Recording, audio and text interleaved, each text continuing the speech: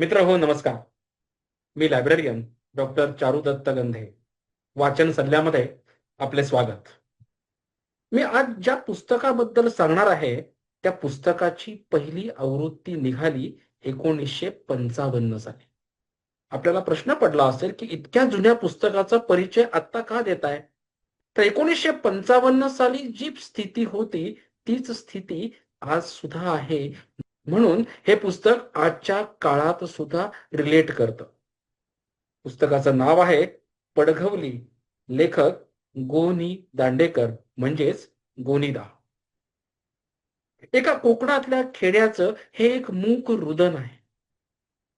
कारखानदारी वाढली, भांडवलशाही वाढली आणि हळूहळू ही जी खेडी होती ही खेडी निर्मनुष्य व्हायला लागली आणि खेड्यातून शहराकडे स्थलांतर व्हायला लागलं. या सगळ्याची चित्रकथा या पडघवली नावाच्या कादंबरीमध्ये आहे. पडघवली कोकणातलं एक शांत रम्य असं गाव. त्या गावामधलं एक कुटुंब आणि त्या कुटुंबाभोवती, त्या कुटुंबाच्या गावात असणाऱ्या सोयऱ्यांभोवती फिरणारं हे सगळं कथामूल. त्या सोयऱ्यांमध्ये, पै पाहुण्यांमध्ये असणारे हेवे दाबे, असणारी आपुलकी, सण समारंभाला एकत्र येणं, पण प्रसंगी मनातून दुसऱ्याचा दुस्वास करणं, अशा सगळ्या मानवी भावभावनांचं अतिशय तरल चित्रण या पडघवली कादंबरीमध्ये केलेलं आहे.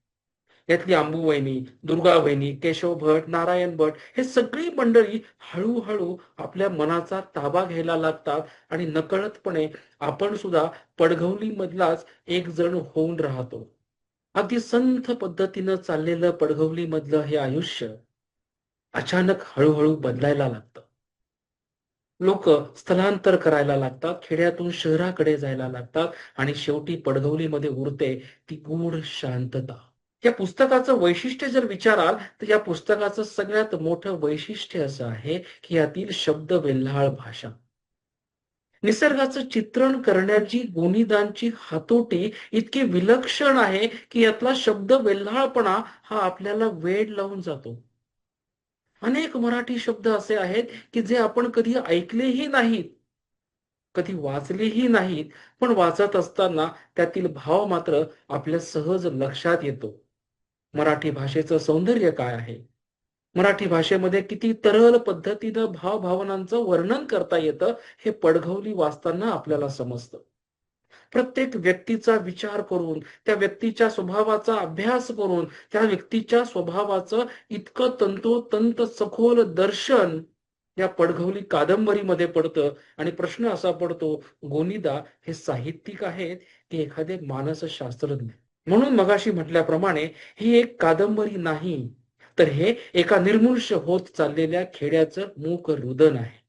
आणि आज सुद्धा जवळपास 65-66 वर्षांनी सुद्धा ही कादंबरी आपल्याला रिलेट करते. म्हणून नक्की वाचा पडघवली. लेखक गो. नि. दांडेकर, मृण्मयी प्रकाशन. धन्यवाद.